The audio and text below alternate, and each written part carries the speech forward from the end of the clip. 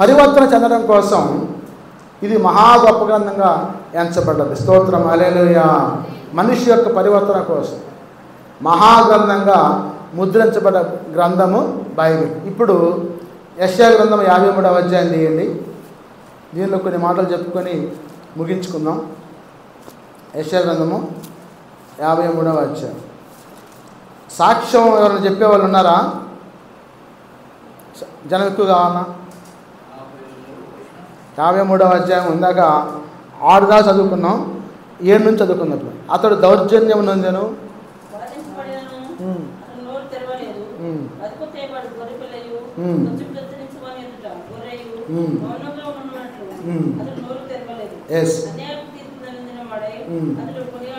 కొనిపోబడిన నా జనుల అతిక్రమణను బట్టి మొత్తబడిన కదా, సజీవుల భూముల నుండి అతడు కొట్టివేయబడి అయినను అతని తలమారులో ఈ సంగతి ఆలోచించిన వారెవరు? అతడు మరణమైనప్పుడు భక్తిహీనుత సమాధి నియమింపబడిన ధనవంతుల యొద్ద అతడు ఉంచబడిన. నిశ్చయముగా అతడు అన్యాయం ఏమీ చేయలేదు, అతని నోట ఏ కపటము లేదు. అతడు నలుగొట్టుటకు యెహోవాకు ఇష్టమైన ఆయన అతనికి వ్యాధి కలుగజేసెను. అతడు తను తానే అపరాధ పరిహారార్థ బలిశాయిగా అతని సంతానము చూచును. అతడు దీర్ఘాయుష్మంతుడగును. యెహోవా ఉద్దేశ్యము అతని వలన సఫలమగును. అతడు తన కలిగిన వేదనను చూసి తృప్తి నొందును. నీతిమంతుడైన నా సేవకుడు జనుల దోషమును భరించి తనకున్న అనుభవ జ్ఞానం చేత అనేకులను నిర్దోషులుగా చేయను. కావున గొప్పవారితో నేను అతని పాలు పంచేదను. గనులతో కలిసి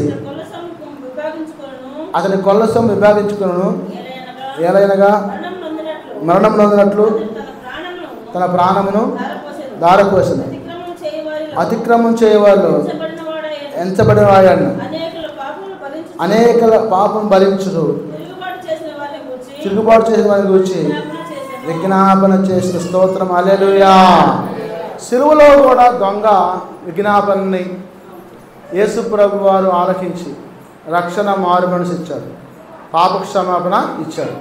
కాబట్టి యేసు ప్రభు యొక్క పుట్టుక గురించి, మరణం గురించి, పునరుద్ధానం గురించి మరి యెషయా ప్రవక్త 52 నుంచి 53 దాకా ఉన్న మరి అధ్యాయాల్లో రాసి దేవుని గురించి తెలియజేశాడు.